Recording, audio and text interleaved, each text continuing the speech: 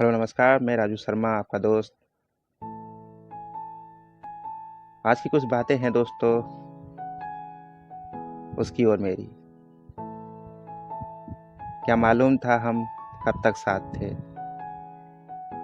कब न जाने हाथों में हाथ था और कब न जाने हाथों से हाथ छूट गया। आज की दिल की बातें उसी पे ही हैं। उम्मीद करता हूँ आपको पसंद आएगी। क्या मालूम कब तलक हम साथ हैं, कब तलक हमारी आपस में बात है। एक रोज यूं होगा हाथ छूट जाएगा, तेरे मेरे दरमियाँ रिश्ता टूट जाएगा। तब पता नहीं कैसे संभालूंगा, तुम्हारे बगैर कैसे जिंदगी बिताऊंगा। सोचता हूँ तो बस रोना आता है, आंखों को अपनी भिगोना आता है।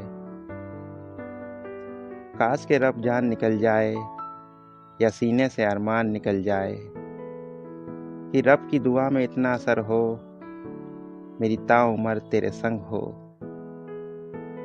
ये थी दोस्तों उसकी और मेरी कहानी। ये सोचा नहीं था कि हाथ छूट जाएगा, आंखों से यूं पानी बह जाएगा।